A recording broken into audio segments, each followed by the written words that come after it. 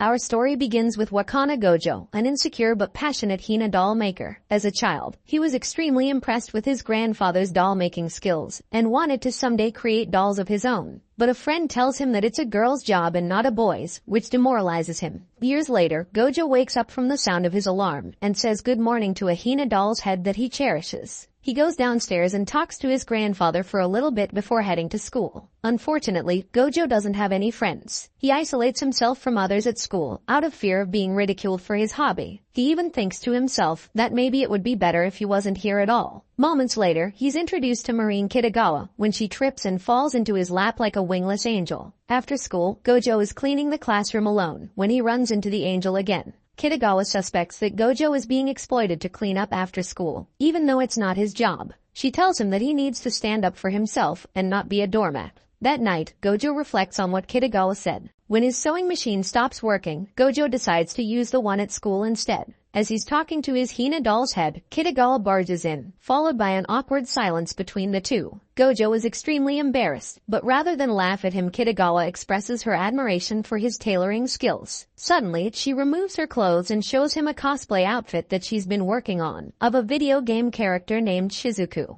When Gojo criticizes her cosplay and her substandard sewing technique without thinking, Kitagawa asks him if he might be able to make a cosplay for her instead, and explains how important this video game character is to her. Despite having never made clothing for a real person before, Gojo agrees to help her. He tells Kitagawa that he knows nothing about the character that she wants to cosplay, and she explains that Shizuku is a character from the erotic video game Slippery Girls 2, leaving Gojo quite perplexed. She then hands him a guide on making your own cosplays. The next day, an eager Kitagawa unexpectedly arrives at Gojo's house and goes straight to his room. He's flustered by her presence and feels even more uneasy about taking her measurements. But an unfazed Kitagawa strips down to reveal that she came in wearing a bathing suit. Gojo is extremely flustered, but he slaps himself hard and pushes aside his impure thoughts to focus on what he needs to do. He can't help but feel awkward when measuring Kitagawa's size, but she seems pretty chill about it. But when he's done with the last measurement, Gojo notices that she's blushing. Afterwards, Kitagawa gives Gojo a copy of Slippery Girls 1 and 2 so he can play them and use them as a reference for the cosplay. Gojo's grandfather catches him playing the game later that night and understands that such desires are normal for a healthy young boy, but he is surprised to see Gojo taking notes. That night, Gojo has a vivid wet dream about Kitagawa and her cosplay. At school the next day, Kitagawa spots Gojo and thanks him for helping her. Gojo is surprised that Kitagawa doesn't treat him any differently in front of her friends, but he still avoids Kitagawa for the rest of the day because of his dream from earlier. Kitagawa eventually spots him again and confronts him about his evasive behavior. Gojo explains that he feels awkward around her, but she reassures him that they're friends now, so he shouldn't worry so much. Afterwards, they go shopping together for her cosplay outfit. Gojo is surprised to see all the variety in colors and styles of the wigs. They spot the perfect wig for Kitagawa's cosplay, and she expresses her gratitude towards Gojo by saying she's glad that she didn't have to come shopping alone.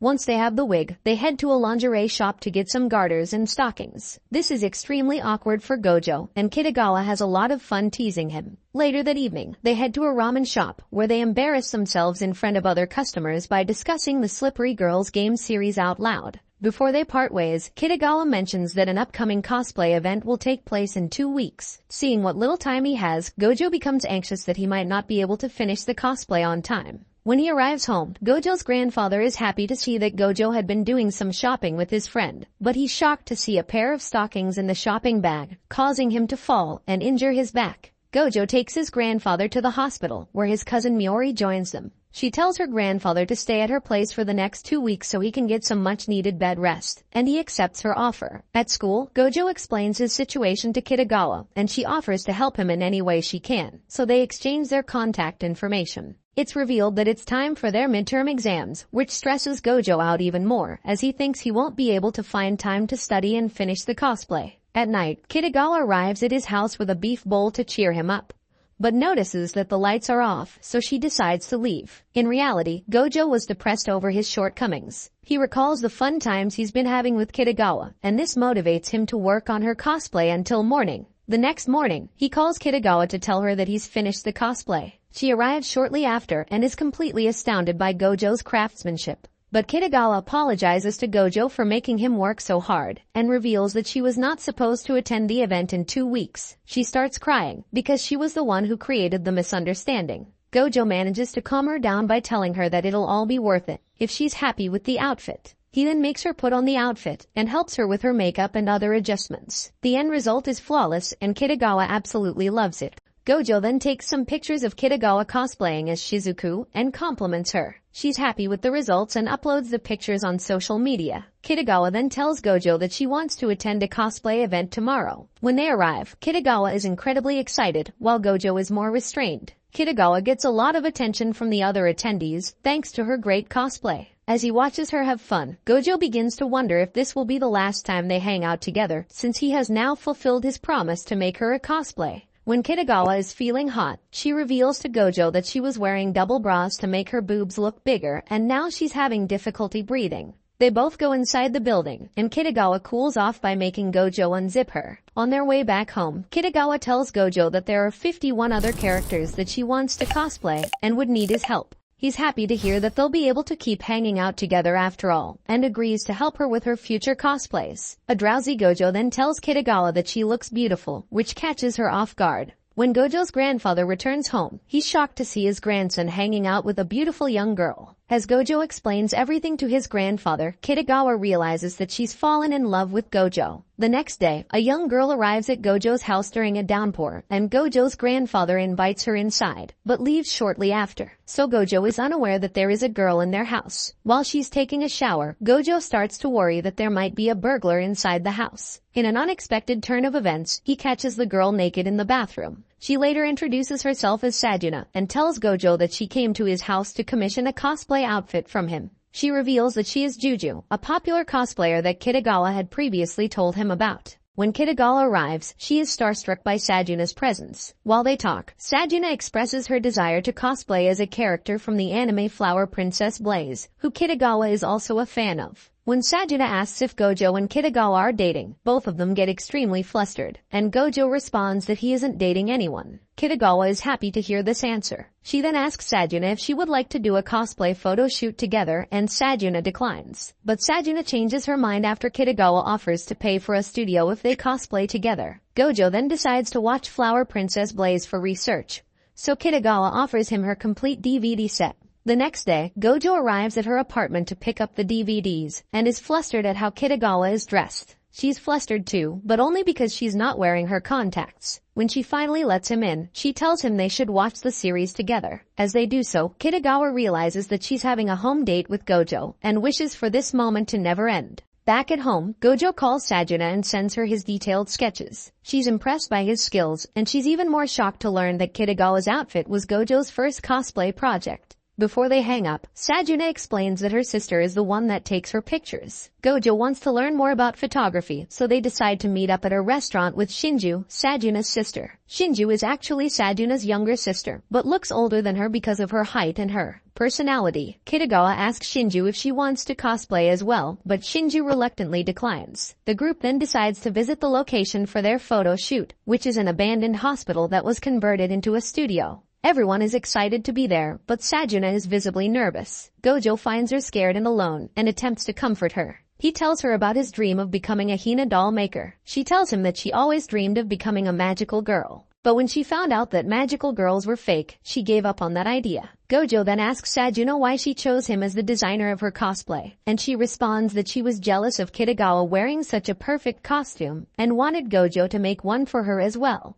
The next day, Kitagawa invites Gojo to go to the beach and they have a really great time there. Gojo reveals that he never got to visit many places during his childhood because of his hobby. Surprised, Kitagawa promises to take him to many places during their summer vacation. Realizing what she just said, a flustered Kitagawa excuses herself. While Gojo is still having fun in the water, Kitagawa takes his picture as he trips and falls into the ocean. Some time passes, and Sajuna arrives at Gojo's place to try out the outfit that he made for her, and she's happy with it. Kitagawa also loves her outfit and is shocked to see herself in this cosplay. She feels like she's been a Flower Princess Blaze character all along. She then takes a selfie with Sajuna and is amazed at how many likes she's getting. The girls head to the studio and wait for Gojo and Shinju to arrive. When they finally arrive, Shinju stuns the girls with a male cosplay outfit. In a flashback to the day they first visited the studio, Shinju admitted to Gojo that she actually wanted to cosplay as a male character from Flower Princess Blaze, but that it would be impossible to pull off because of her huge rack. Gojo agreed to help and took her back to his house, but Shinju's boobs are so big that they popped off the buttons of the shirt that she was supposed to wear for the cosplay. They did some research and eventually learned about an item to deal with her chest. Back in the present, Kitagawa and Sajuna are both surprised by how perfectly Shinju looks in her cosplay.